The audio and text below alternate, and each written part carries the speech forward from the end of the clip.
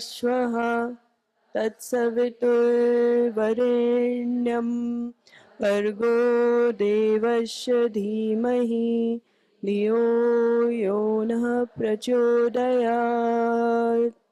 ॐ त्र्यम्बकं यजामहे सुगन्धिं पुष्टिवर्धनम् उर्वारुकमिव बन्धनान् मृत्योर्मुक्षीयमामृतात्।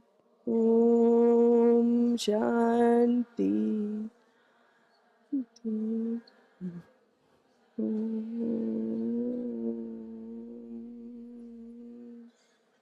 सबसे पहले हम आयुर्वेद से स्टार्ट करते हैं कि आयुर्वेद है क्या। ठीक है, सबसे पहले हम आयुर्वेद के बारे में जानते हैं कि आयुर्वेदा है क्या। हम हमेशा ऐसे बात करते हैं कि आयुर्वेद की थेरेपी लेनी है, आयुर्वेद की दवाएं लेनी है, आयुर्वेद के हेल्प से हमें ये चीज क्योर करनी है, आयुर्वेद के अंदर ये आता है, आयुर्वेद के अंदर वो चीजें आती है। पर मेन थिंग या जो सबसे मेन बात है कि आयुर्वेद है क्या, आयुर्वेद आया कहाँ से, आयुर्वेद की उत्पत्ति कहाँ से हुई, आयुर्वेद को हम तक पहुंचाने वाले कौन ऋषि मुनि थे, कौन लोग थे, या आयुर्वेद हम सबके बीच में आया कैसे, और आयुर्वेद की मदद से हम क्या क्या चीजें करते हैं या क्या क्या चीजें करने में हम सभी लोग सक्षम हैं। सबसे पहले आयुर्वेद। आयुर्वेद जो है वो दो चीजों से मिला हुआ एक शब्द है। वो दो चीजें क्या है, एक है आयु और दूसरा है वेद, है ना। आयु और वेद। आयु का मीनिंग हो गया जीवन, जीवन शैली, एक स्वस्थ जीवन जीने की कला आयुर्वेद है। आयु मतलब हो गया जीवन और वेद मतलब हो गया नॉलेज या किसी चीज का ज्ञान। तो एक स्वस्थ जीवन शैली जीने की जो कला है वो क्या है, आयुर्वेद है। यह आज से 5000 से 6000 पुरानी विद्या है। ठीक है, काफी पुरानी है, 5000 से 6000 साल पुरानी विद्या है। ठीक है, आयुर्वेद का मीनिंग आपको समझ आ गया। आयुर्वेद को अगर आप दो हिस्सों में डिवाइड करोगे तो उससे एक शब्द बनेगा जो है आयुर्वेद, आयु प्लस वेद, जिसमें आयु का मीनिंग हो गया, हाँ, आयु का मतलब हो गया जीवन और वेद का मतलब हो गया नॉलेज या लाइफ। ठीक है, the science of life is known as Ayurveda, या फिर एक अच्छी जीवन शैली जीने की जो कला है वो क्या है, आयुर्वेदा है। अब आयुर्वेदा की हमारी धरती पे उत्पत्ति कैसे हुई, आयुर्वेदा हम सबके बीच में आया कैसे। त्रिदेव हैं, ब्रह्मा विष्णु महेश। ब्रह्मा जी क्या करते हैं, ब्रह्मा जी हमारी सृष्टि की रचना करते हैं, है ना। ब्रह्मा जी जो है वो हमारी सृष्टि के क्या है, रचना करते हैं। मतलब हमारी सृष्टि या हमारी धरती को जो बनाने वाले देव हैं वो है ब्रह्मा जी। ठीक है, सबसे पहले ब्रह्मा जी ने आयुर्वेद का स्मरण किया था, सिर्फ आयुर्वेद के बारे में सोचा था। ठीक है, ब्रह्मा जी ने आयुर्वेद के बारे में सोचा तो आयुर्वेद की उत्पत्ति हुई। फिर उसके बाद उन्होंने आयुर्वेद का ज्ञान दक्ष प्रजापति यानी सती माता के पिता, शिव जी के अर्धांगिनी सती माता और उनके पिता दक्ष प्रजापति, जो तब के काल के सबसे महान राजाओं में से एक माने गए हैं। ब्रह्मा जी ने आयुर्वेद का स्मरण किया, आयुर्वेद की विद्या का स्मरण किया और दक्ष प्रजापति को आयुर्वेद का ज्ञान दिया। दक्ष प्रजापति से आयुर्वेद का ज्ञान प्राप्त करने वाले दो श्रेष्ठ ऋषि मुनि थे, जिनको हम अश्विनी कुमारों के नाम से जानते हैं। वो आयुर्वेद के बहुत बड़े सर्जन हुआ करते थे, ऋषि मुनि पर सर्जन उस टाइम पे। वो आम आदमी नहीं है, भगवान की संज्ञा आप उन्हें दे सकते हैं, ऋषि मुनि हैं और सर्जन थे, ऑपरेशन वगैरह जो करते हैं वो सर्जन। ब्रह्मा जी से दक्ष प्रजापति से अश्विनी कुमार, यानी कि 2 भाई। अश्विनी कुमारों से ये ज्ञान की प्राप्ति हुई इंद्रदेव को, ठीक है।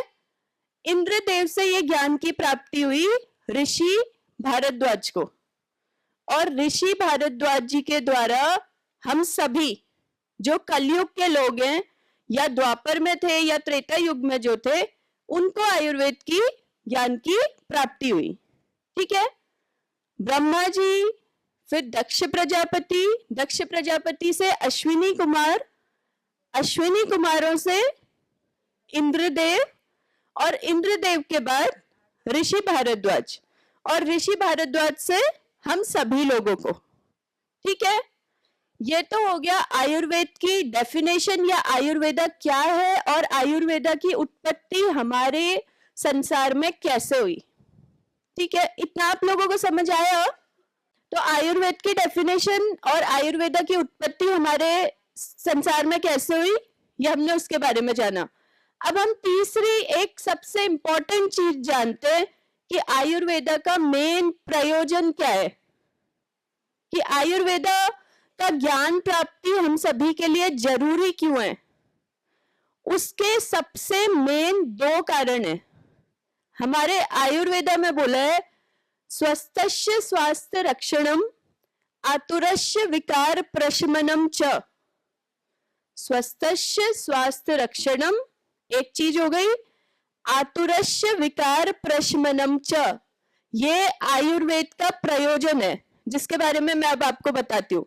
2 चीजें, स्वस्थस्य स्वास्थ्य रक्षणम, स्वस्थ व्यक्ति के स्वास्थ्य की रक्षा करना, स्वस्थस्य स्वास्थ्य रक्षणम।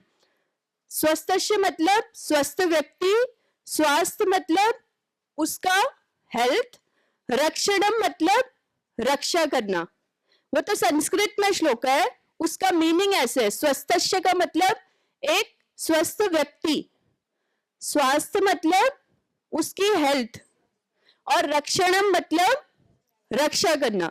स्वस्थस्य स्वास्थ्य रक्षणम पहला प्रयोजन, यानी कि एक स्वस्थ व्यक्ति के स्वास्थ्य की रक्षा करना।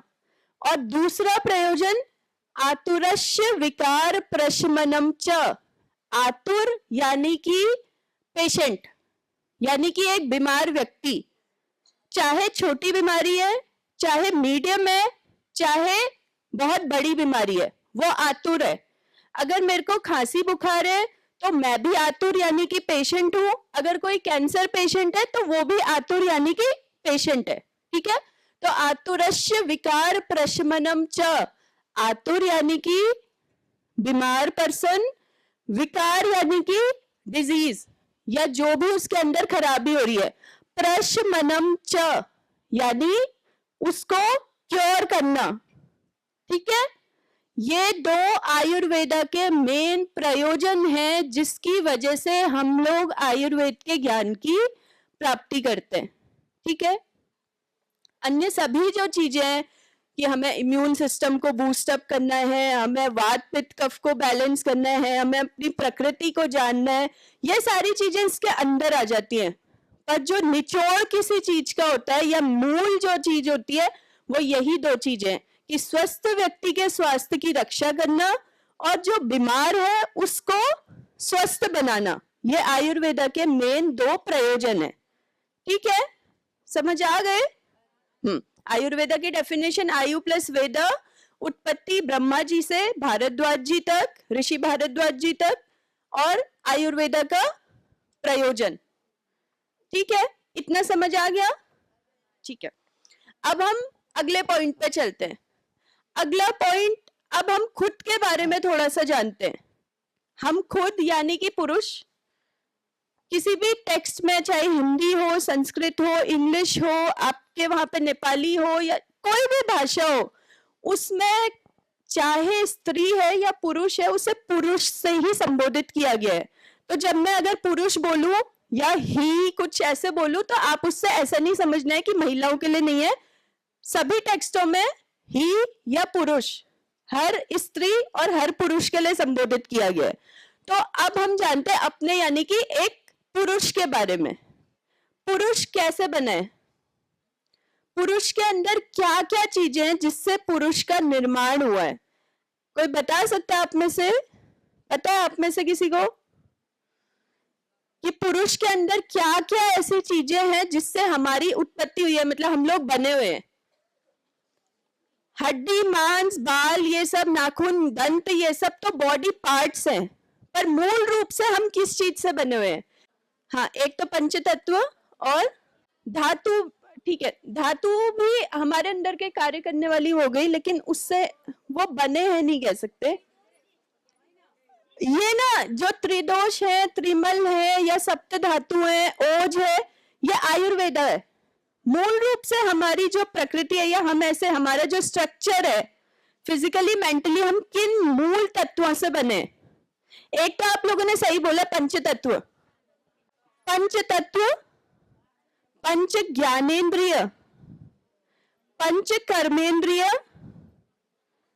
पंच तन्मात्रा, 20 चीजें हो गई। पंच यानी कि 5 हो गया ना, पंच मतलब 5, 5। पंच ज्ञानेन्द्रिय कौन कौन सी?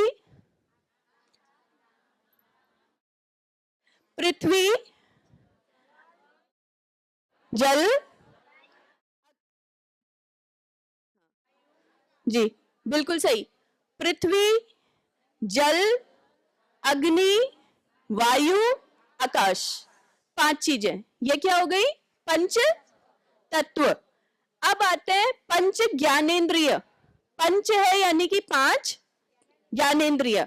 ज्ञानेन्द्रिय का मीनिंग हो गया जिनसे हम ज्ञान की प्राप्ति करते हैं। तत्व यानी क्या थे? जिनसे हमारी उत्पत्ति हुई है। कौन से तत्व हमारे उसमें प्रेजेंट है? अगर मैं बोल रही हूं तो उसमें कौन सा तत्व आएगा? आकाश तत्व आएगा, अग्नि तत्व आएगा, या फिर जल आएगा। ये पंच ज्ञानेन्द्रिय यानी कि वो 5 चीजें जिनसे हम सभी पुरुष या महिलाएं ज्ञान की प्राप्ति करती हैं। तो वो 5 चीजें क्या हो गई? आंख, नाक, हाँ जी, हाँ बिल्कुल सही। आंख, आंख, नाक, कान, जिह्वा, टंग है ना, टंग, टंग के उस पे जिह्वा यानी कि टंग, और 5वां स्किन। ठीक है, आंख की हेल्प से हम आंखों से देखी गई चीजों के ज्ञान की प्राप्ति करेंगे। कानों से सुन के, आंखों से देख के, कानों से सुन के, जिह्वा से स्वाद लेके, और चौथा नाक यानी गंध की हेल्प से कि अच्छा है, बुरी स्मेल आ रही है या आई नहीं रही है, उन सब से। 5वां क्या है? स्किन यानी त्वचा, स्पर्श से। ठीक है, कितनी चीज से हो गया? 10। 5 तत्व और 5 ज्ञानेन्द्रिय। नेक्स्ट हो गई पंच कर्मेंद्रिय। अब पंच कर्मेंद्रिय पहले तत्व थे जिनसे हम बने थे, फिर हमने ज्ञान की प्राप्ति करी। अब ज्ञान की प्राप्ति के लिए किन चीजों की मदद लगेगी? मतलब किन चीजों की हेल्प से हम उन पंच ज्ञानेन्द्रियों को प्राप्त कर सकते हैं? कर्मेंद्रिय है ना, कर्म यानी काम, किनकी हेल्प से कर सकते हैं? हाँ, अब उससे आपको ऐसे करना है, जैसे 5 कर्मेंद्रिय कौन सी हो गई? इसमें आएगा मुंह। किसी ने पंच ज्ञानेन्द्रिय में मुंह बोला था ना यहाँ पे किसी ने, पर ये पंच कर्मेंद्रिय में आएगा। सबसे पहले सबसे बेसिक हाथ, फिर पैर, हाथ और पैर, कितनी चीजें हो गई? 2। ठीक है, तीसरी चीज क्या हो गई? मुंह, मुंह की हेल्प से कितनी हो गई? 3। अब चौथा और 5वां, एक तो प्रजनन अंग यानी रिप्रोडक्टिव ऑर्गन्स, जिसकी हेल्प से नेक्स्ट जनरेशन की उत्पत्ति या हमारे अंदर जो स्वाभाविक रूप से चेंजेस होने वाली चीज, लड़कियों में गर्भाशय, ओवरीज, यूट्रस जिसे बोलते हैं, और ओवरीज जिसे बोलते हैं, एग वगैरह जिसे बोलते हैं, यूरिनरी ब्लेडर वगैरह, ये सब फीमेल्स में यानी कि महिलाओं में। लड़कों में स्क्रोटम, पेनिस, ये सारी चीजें। ठीक है, ये चौथा हो गया यानी कि रिप्रोडक्टिव ऑर्गन्स। और पांचवा मलद्वार यानी गुदा, जहां से हम अपने अंदर का जो कूड़ा कचरा जमा हुआ है या गंदगी जो है उसको बाहर निकालते हैं। ये कर्मेंद्रिय हो गई। हाथ, पैर, मुंह, प्रजनन अंग यानी रिप्रोडक्टिव ऑर्गन्स, और मलद्वार यानी गुदा। कितनी चीजें हो गई अब तक? 15 हो गई। अब नेक्स्ट क्या आएंगी? पंच तन मात्राएं। पंच तन मात्राएं, पंच तत्व, पंच ज्ञानेन्द्रिय, पंच कर्मेंद्रिय, पंच तत्व। पंच ज्ञानेन्द्रिय और पंच कर्मेंद्रियों के हेल्प से हम किस चीज की प्राप्ति करते हैं? वो हो गई पंच तन मात्राएं। मतलब हाथ, पैर, मुंह, ये गुदा, मलद्वार, जो भी हम सारी चीजें बोल रहे हैं, उनसे हम किन सब चीजों की प्राप्ति करेंगे? या जो हमने पंच ज्ञानेन्द्रिय बोला, आंख, नाक, मुंह, जिह्वा, चर्म, ये सब, इससे हम किन चीजों की प्राप्ति करते हैं? वो हो गई पंच तन मात्राएं। ठीक है, पंच तन मात्राओं के अंदर क्या आएगा? रूप, रस, गंध, स्पर्श, शब्द। रूप, रस, गंध, स्पर्श, शब्द। श्वास नहीं, शब्द। ठीक है, शब्द, शब्द, वर्ड्स, वर्ड्स वाला है ना, मुंह की हेल्प से। 5 हो गई। टोटल कितने हो गए? 20। अब बचे आखिरी 4 चीजें। आखिरी 4 चीजें वो क्या है? आखिरी 4 चीजें क्या है? चतुर्थ अंतःकरण। 4 अंतःकरण। पुरुष को क्या संज्ञा दी जाती है? चतुर्विंशति पुरुष बोला जाता है, बोला जाता है, या फिर कर्मेंद्रिय पुरुष, है ना? कर्मेंद्रिय पुरुष नहीं तो चतुर्विंशति पुरुष। तो वो जो चतुर्विंशति का मीनिंग क्या हो गया? 24 तत्वों से बना हुआ पुरुष, यानी कि हम सभी। ठीक है, उसमें क्या क्या आ गए? पंच तत्व, पंच ज्ञानेन्द्रिय, पंच कर्मेंद्रिय, पंच तन्मात्राएं, और लास्ट के 4 अंतःकरण, जो कितने होते हैं? चतुर्थ अंतःकरण यानी कि 4, चतुर्थ यानी 4। ठीक है, वो 4 चीजें क्या है? किसी को पता है? नहीं ना? मन, चित्त, बुद्धि, अहंकार। हो गई 24 चीजें, याद हो जाएंगी। क्या क्या चीजें? पंच तत्व, पंच ज्ञानेन्द्रिय, पंच कर्मेंद्रिय, पंच तन्मात्राएं, और पंच, अब पंच नहीं है, अब चतुर्थ है। 5 वाली चीज है 4, और एक 4 वाली चीज। ठीक है, मन, चित्त, बुद्धि, अहंकार। ठीक है, इन 24 तत्वों से मिलके बने हम सभी, महिलाएं और पुरुष। ठीक है, इतना समझ आ गया? ठीक है, आयुर्वेदा की डेफिनेशन आ गई, आयुर्वेदा की उत्पत्ति कहां से हुई थी पता चल गया, आयुर्वेदा के मेन क्या बेनिफिट्स या फिर प्रयोजन क्या है, किस वजह से हम आयुर्वेदा के ज्ञान की प्राप्ति करते हैं, इतना आगे। नेक्स्ट है, ठीक है, अब यहाँ पे किसी ने बात करी थी सप्त धातु त्रिदोष, ये आप लिख लो कि क्या है या क्या होते हैं। ठीक है, आयुर्वेदा की भी मेन चीजें हैं और हम सभी की भी। ठीक है, त्रिदोष, वात, पित्त, कफ, ये हो गए त्रिदोष। वात, वात दोष, पित्त दोष, कफ दोष। अब आप लिखो सप्त धातु, सप्त यानी 7, वो तो त्रिदोष हो गए, वात, पित्त और कफ। एक पहला दोष हो गया वात दोष, दूसरा दोष हो गया पित्त और तीसरा हो गया कफ दोष। ठीक है, अब आप लोग लिखना है सप्त धातु, हमारे अंदर कौन कौन सी धातुएं हैं। ठीक है, कौन कौन सी धातुएं हैं? सबसे पहला रस, रस धातु, रस RASA या फिर र और श, रस धातु। सेकंड रक्त धातु, थर्ड मांस धातु, मांस मांस, रस, रक्त, मांस, मेद, मज्जा,